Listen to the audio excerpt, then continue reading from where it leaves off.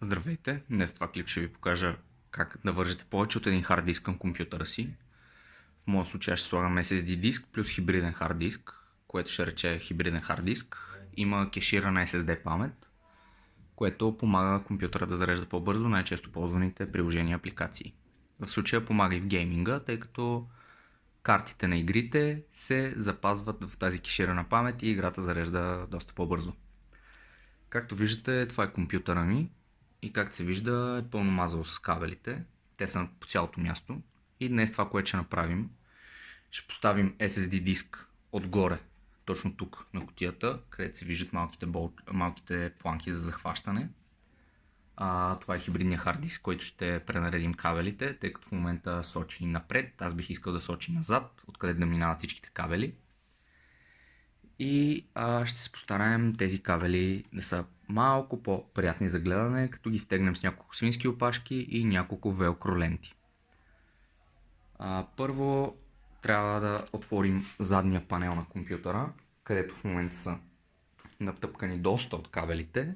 Това се случва доста лесно. Само че съм ги натегнал доста. Затова ще ми трябва предполагам отверката ми.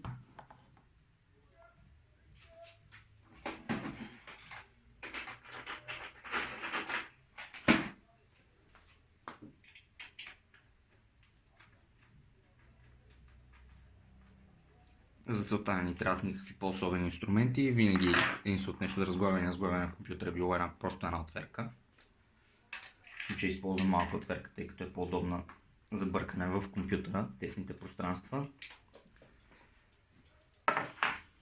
Не знам дали може да разберете, но кутията ми е доста малък форм фактор. Тя е за микро ATX дъно, както виждате всичко е доста наблъскано. И самата кутия няма голям обем за менажиране на кабели или за по-голям хардуер, така да го кажем. Затова работата в нея не е особено приятна, но нямаме друг избор.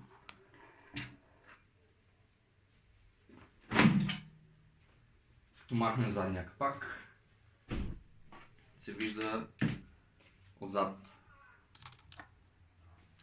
как са наредени повечето от кабелите. Някои са хванати с свински опашки, други са просто натъпкани, както е тук долу.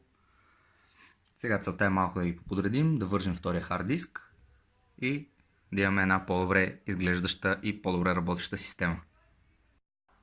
Започваме като откачим сегашните кабели на хард диска. Също така ще откачим и от захранването кабелите, тъй като искаме да ги пренаредим да минават от друго място.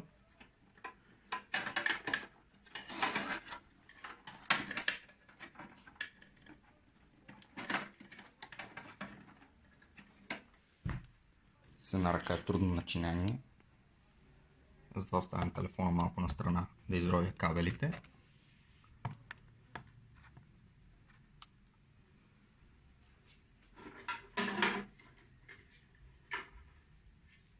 Това е SSD диска, който ще използваме. За момента не беше вързан, беше просто наложен. Само да видя как ще стои, дали има място къде да седи. Но имах само един SATA кабел за захранването. След като си набавих втори кабел, сега вече мога да го вържа както трябва.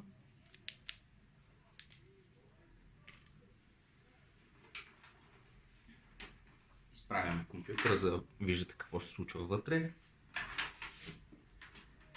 Хард диска е фанат отново на винчета, които се развиват просто на ръка. Ставаме ги настрани да не ги изгубим. В нашия случай е хванат с две от едната страна, защото от другата страна просто е твърде тясно, за да се бръкне. Това е хибридния хард диск, той е на Seagate, Fire CUDA, 1 TB, 7200 оборота и 8 ГБ кеширана памет, както казахме. А SSD диска, който ще използваме е на Kingston, 240 ГБ, който за цената си е доста добро качество. Обикновено си идва с около между 3 и 5 години гаранция. Тъй, че няма какво да се притесняваме. Както виждате, не знам дали също се вижда. Направил съм си Geto фен контролер, който е на 3 степени, за да ми контролира вентилаторите. Първа, втора и трета. Аз го държа на втора, тъй като на трета е много шумен. Вентилаторите са ми на Corsair RGB серията, пълна RGB подсветка. Това, което също може да направим, както гледаме, доста прашна кутията отвътре, може да почисти малко и за прах.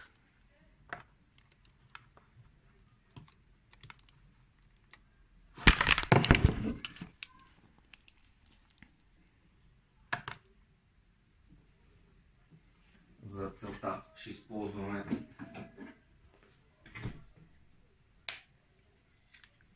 обикновен Air Duster или сгъстен въздух на български. Разклаща се хубаво преди употреба и просто издухваме прахта.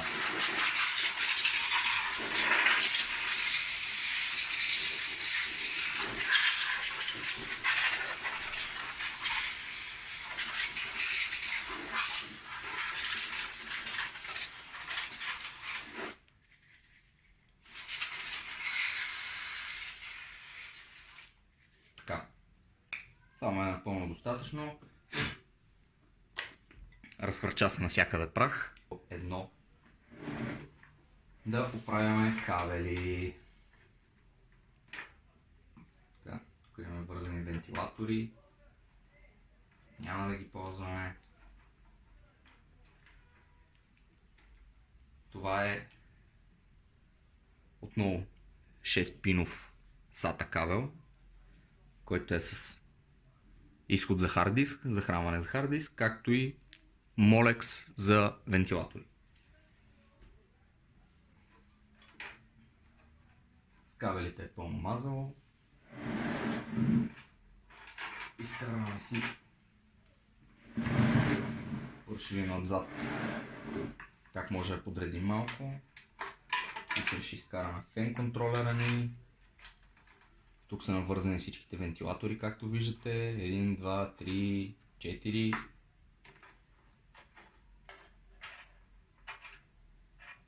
Така, това ни е връзката от дъното към хард дисковете, които ние трябва да насочим.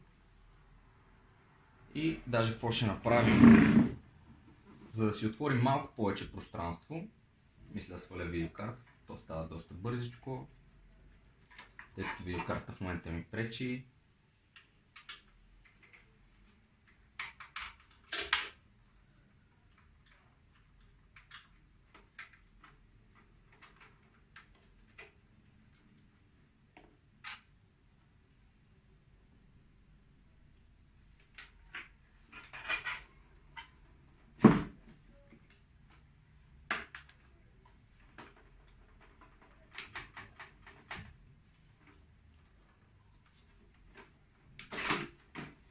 И видеокартата излиза без проблем. Така, вече след като сме си подсигурили място за работа, се захващаме по същество.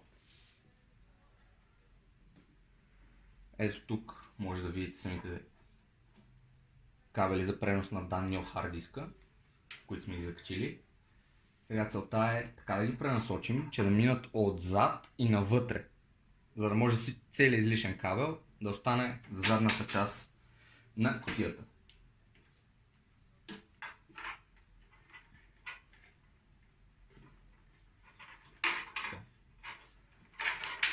Molex кабела, който ни е захранването за фен контролера, не ни трябва към този момент, затова ще го изтеглим отзад.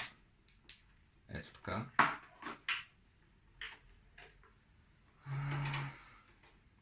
Имаме. Това е един от въпросните кабели за пренос на данни, който сега ще изкараме отзад. Това е втория ни кабел за пренос на данни, който отново ще изкараме отзад, просто за да имаме пространство да подредим хард дисковете.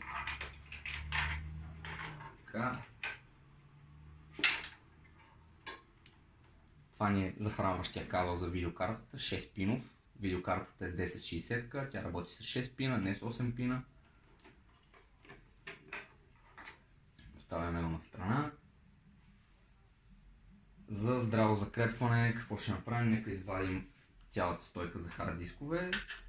Стойката събира два 3,5 инчови плюс един SSD диск отгоре И в случай, че не ви стига, винаги може да се направи сандвич между двата хард диска, да се сложи още едно тънко SSD или просто на самото дъно има M.2 за SSD диск.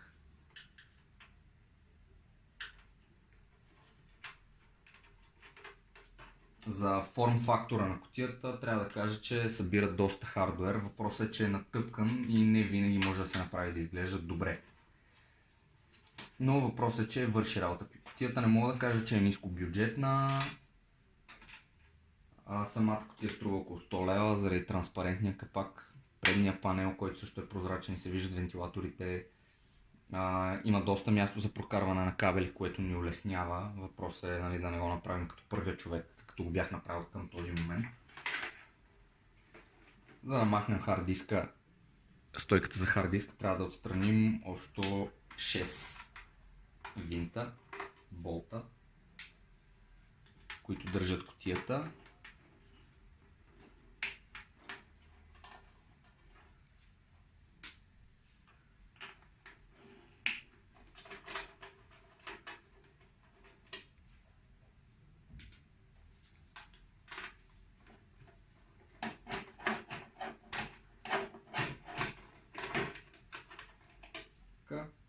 И сега тя трябва да успее да излезе напълно свободно.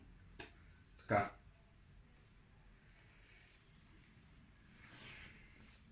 Искаме този големия хард диск да сочи назад. Също не, нека го направим напред, защото назад, когато се включат конекторите, той няма да се затвори задния капак. Следователно го монтираме по този начин, с конекторите напред. Плъзгаме го в плъзгачите, така, и просто го застопоряваме на място с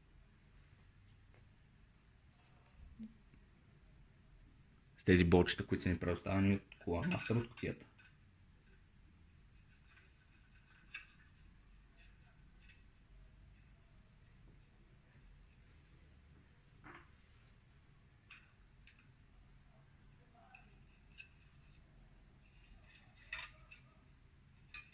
Ето, в момента хард диска ни е захванат абсолютно солидно и здраво, няма как да помръдне.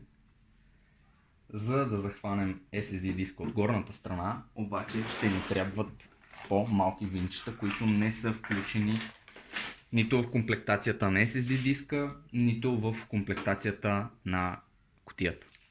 Затова аз просто си имам компютърни винчета с всякакви размери, които използвам. И въпросът е да намерим най-подходящото. Мисля, че тези ще свършат работа. Нека проверим пак. Да, тези ще са добре. Отново SSD диска искаме този път с конекторите да сочи настрани. Следователно трябва да бъде монтиран по този начин. Ето така. За да може конекторите да сочат настрани. Затопоряваме го на място с винчетата, които имаме, само че са много малки, да не ги изпусна поне 30 пъти. От първия път влезе. Чудесно. Слагаме последното. И го изпуснах. С второто успяхме от първия път, затягаме него. Така, и в момента така изглежда завършената ни стойка за хард дискове. SSD диск отгоре, хард диск отдолу и в момента сме готови да го монтираме обратно в кутията.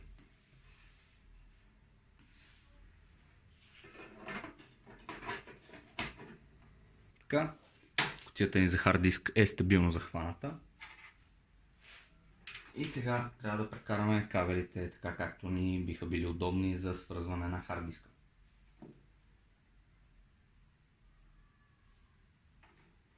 Нека погледнем, да разгледаме хубаво преди ги вържем. Имаме на захранването, то е напълно модуларно. Имаме 4 входа за SATA Power кабели, което ще рече, че мога да вържем до 4 кабела. Както виждате, един SATA кабел 6 пинов е с около 4 разклонения допълнително.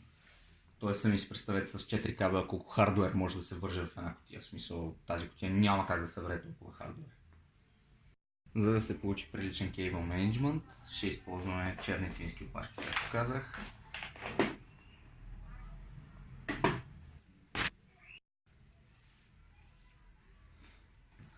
Стягаме стърчащия кабел за другия.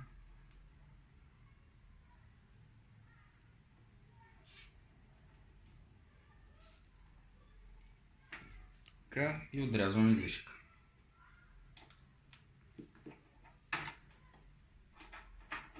След което прибираме цялото нещо навътре.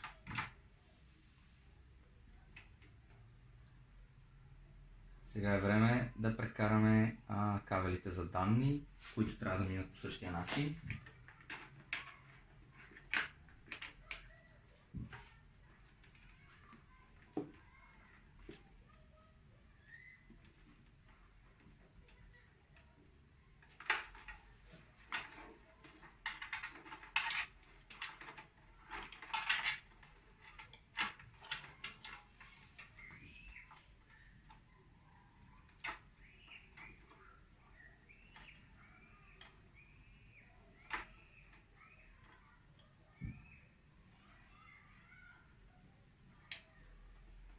И прибираме и него надолу.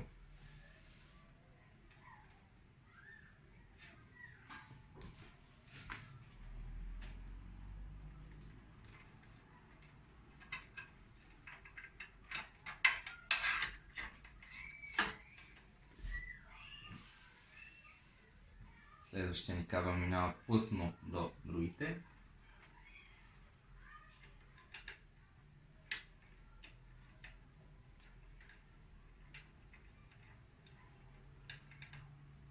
И го включваме и него.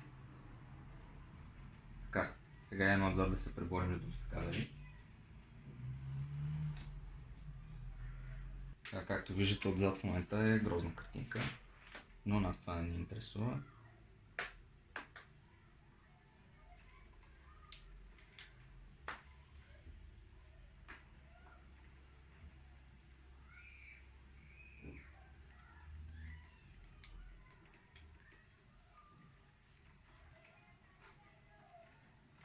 Ще оползотворим всяко празно местенце на кутията.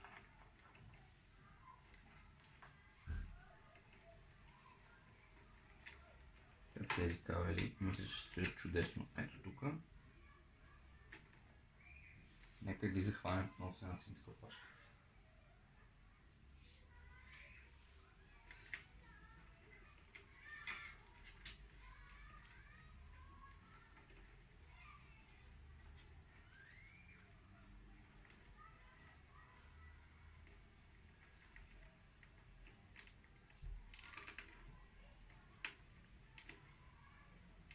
Така. Отрязваме излишъка.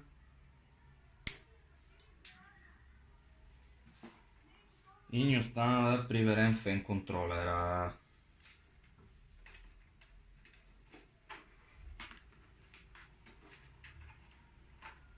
Него без проблем можем да го вкараме отново по ръба на кутията. И няма да се вижда. Като самия превключвател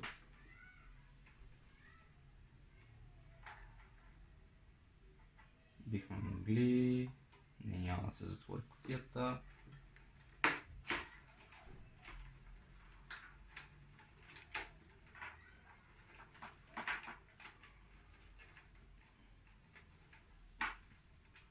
Той е с двойно залепващо, затова ще го лепнем в началото на кутията, където няма да се вижда грам.